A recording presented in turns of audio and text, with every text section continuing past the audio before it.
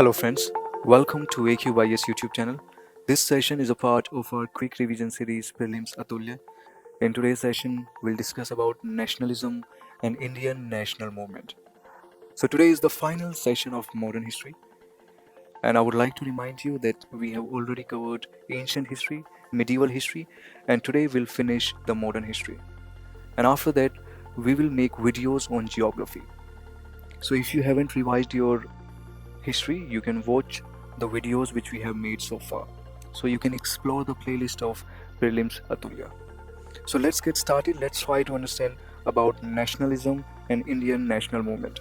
So after watching this session, you will be able to form an overall idea about India's freedom struggle, and you will be able to identify the various features of our Indian national movements. Moreover, we'll be able to know that how one section of Indian national movement influenced the other national movement.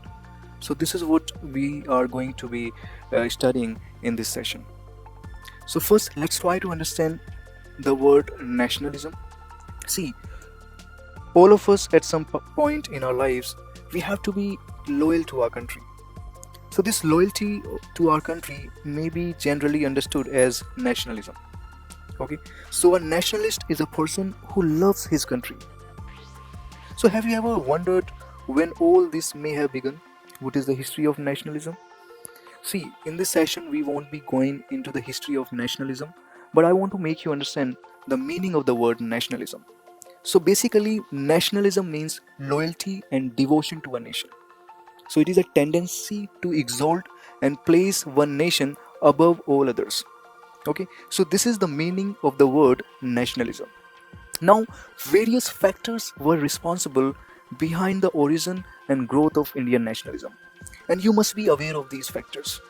Okay, so implications of new land tenures, famines, industrialization policies, deindustrialization policies, education in pre-British India, role of educated middle class, and 1857 revolt impact, racial discrimination. So these factors were responsible behind the origin of Indian national movement.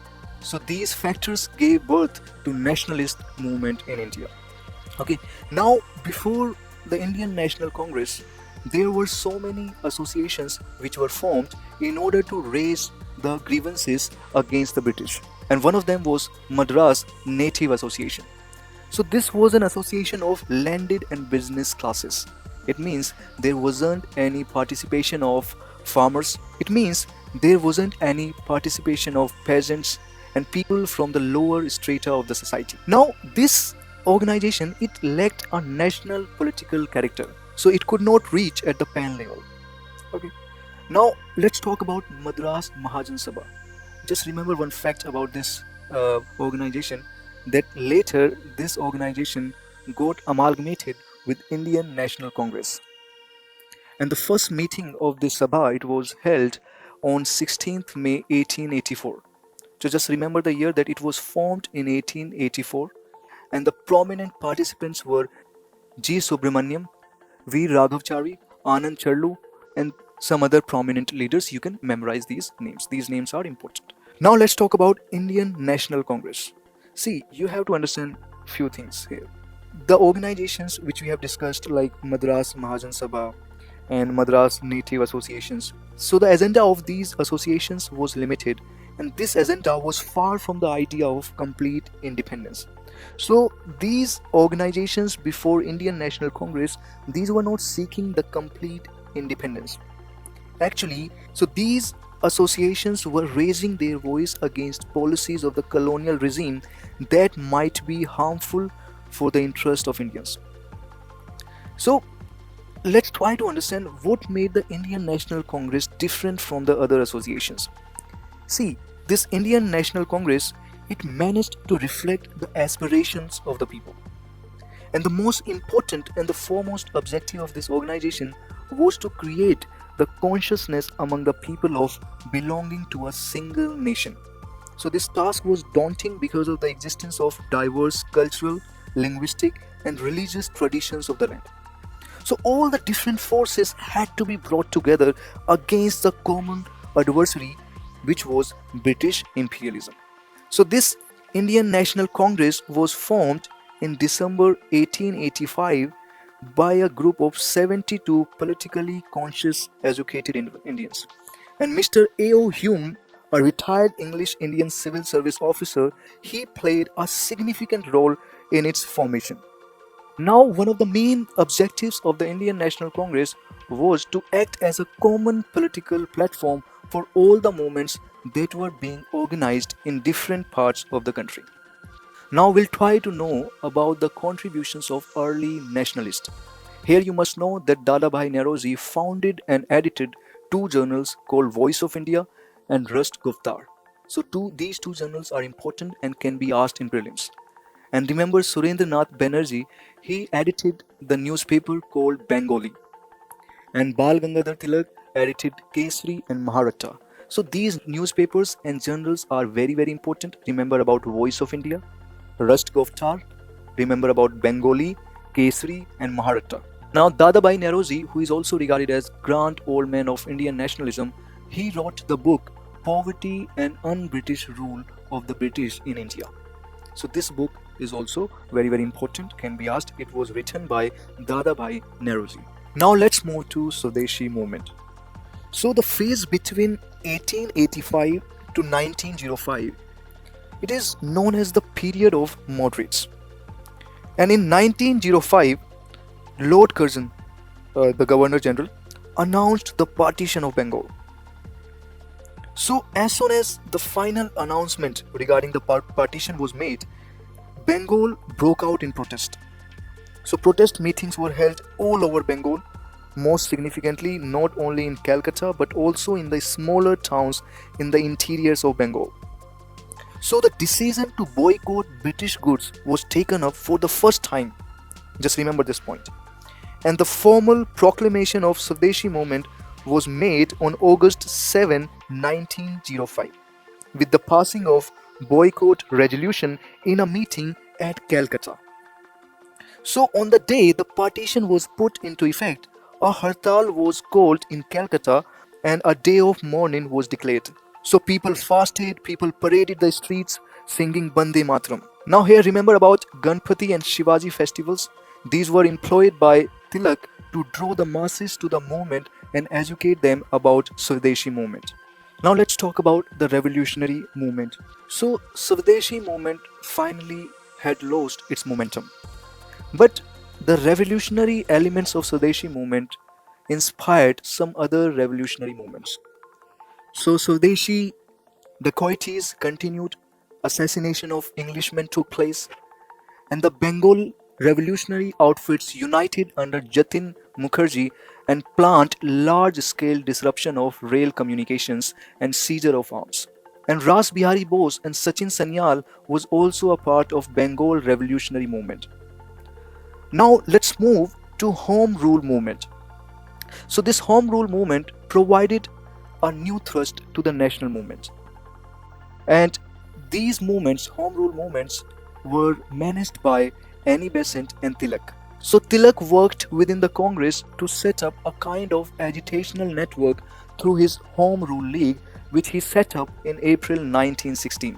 And at the same time, Annie Besant rose to great prominence and proposed to start agitation for great measure of self-government for the Indians. So she proposed to set up a Home Rule League on the lines of Irish Home Rule movement. Okay, so the activities of Home Rule Leagues were to organize discussions, to circulate pamphlets, to conduct lecture tours, so to mobilize the opinions. So these were the activities of Home Rule Leagues. Now with this, let's move to Gandhian mass movement. So the arrival of Mahatma Gandhi in these turbulent times made yet another phase in the nationalist movement. So Gandhi, who arrived in India in 1915, used his own methods to harness these forces that existed in India in the post-war years. His style was to address specific issues and laws and organized a peaceful resistance and violation of the laws with the help of disciplined cadres. So the significance of Gandhi's movement was that he brought the focus upon specific issues. So Gandhi first achieved success in three movements in Champaran, Kheda and Ahmedabad. These three movements are very, very important.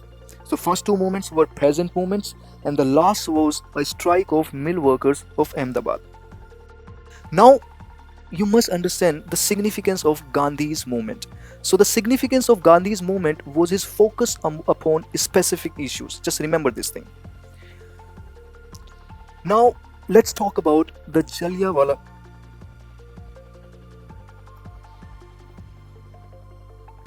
Now you must remember that after the Jallianwala Bagh massacre, Gandhi contemplated a non-violent, non-cooperation movement. And Gandhi based his struggle, as I discussed, on a non-violent cooperation with the British rule. So this non-cooperation was an expression of the growing resentment of all classes of Indian people. Now Gandhi took up three specific points on which the movement was initiated. First, Khilafat wrong, second, Punjab wrong, and third, Swaraj. And besides these protests, there were some other protests like boycott of Simon Commission, civil disobedience, and you must have studied constitutional reforms and the Congress participation in legislatures. And later on, British left India in 1947, and India had become free from foreign rule on 15th August 1947. Now let me summarize the entire lecture for you. So Indian national movement was not the name of one single event, but a whole series of political events spread over many decades. And anti-imperialism and national unity were two themes that were common to all these events, movements, and these movements were connected with each other. Now the early phase of national movement was dominated by moderate leaders, and these leaders put forward a series of demands before the colonial rulers. Much more importantly, they started the idea that British rule was not leading to India's economic development. And these moderate leaders were followed by the extremist leaders like Bal Gangadhar Tilak, Bipin Chandra Pal, Lala Lajpat Rai. And these political leaders introduced the idea of participation of masses in the national movement. And these extremists led the Swadeshi Movement, which was launched against the British decision to partition of Bengal. Now, end of Swadeshi Movement brought the entry of revolutionary activities. And after that, Mahatma Gandhi's entry into the national movement was the next major step. So Mahatma Gandhi initially experimented with his political methods through his struggles at Champaran, Kheda, and Ahmedabad. So these are the things that we have discussed today. And with today's session, we are ending the modern history. So for the revision of your history, be it ancient history or medieval history or modern history, you can follow our Atulya series, because we have made the videos on ancient, medieval, and modern. Moreover, we have provided the notes also. You can download these notes, and we have already made videos on the books that you are supposed to be studying for history, so you can watch that video. And if you have any suggestions or if you have any doubts, you can mention in the comment section.